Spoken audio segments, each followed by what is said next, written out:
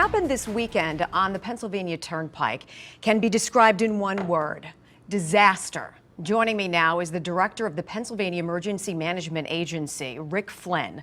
Mr. Flynn, let's start with the big picture here. What went so terribly wrong? Wendy, thanks. I appreciate the opportunity to talk to you today. Again, from the emergency management perspective, our role is to support the counties and their efforts in doing what they need to do to take care of citizens.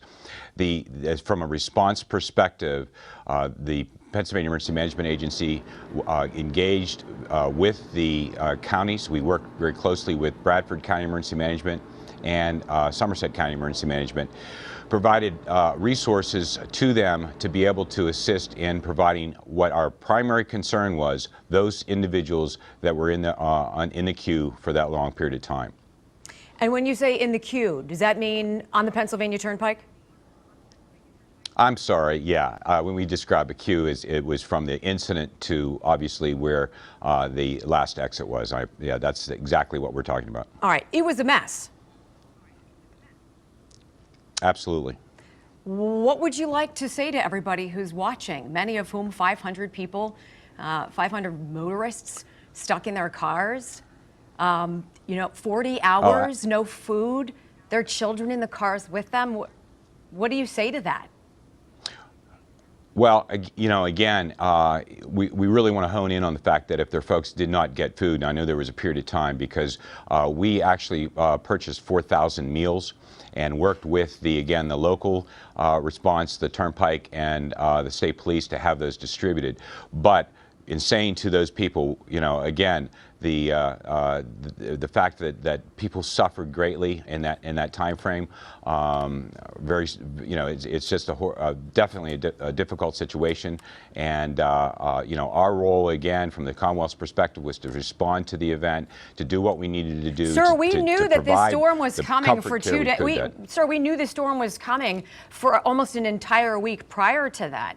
In fact, doesn't Pima have its own state meteorologist who you just hired in October? I'm sure that individual, that gentleman, was able to help you guys follow where this system was going. So why is it that the Pennsylvania Turnpike seems to be such a problem? It was a problem back in 2010.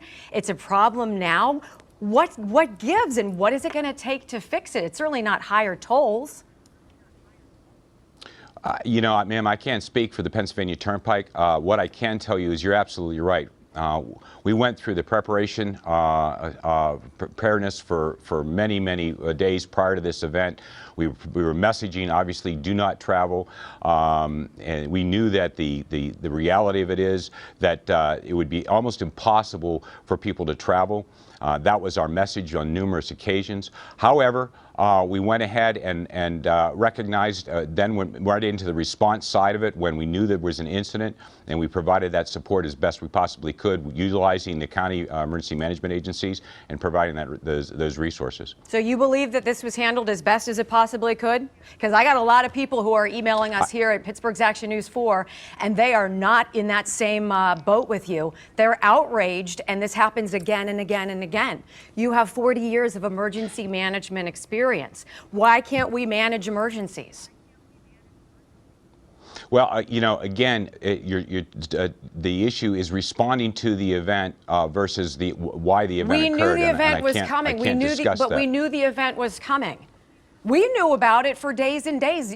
You're in charge. I know you knew about it too. So saying that you provided 4,000 meals doesn't do a whole lot for those folks who were scared to death for hours and hours on the Turnpike. And I think folks at home probably would like to hear, I'm sorry, might go a long way. Well, no, and I am saying I'm sorry, and if that didn't come across, I sincerely apologize. I'm sorry that those individuals had to go through that. There is no question about that. We have addressed the issue of the fact that incidents will happen on Pennsylvania's roads. So what we've done is gone ahead and incorporated and exactly followed that process, that when there's a road closure that we know that will occur for 2 hours, the protocol is initiated, that welfare checks begin, health and safety checks begin, and resources get provided.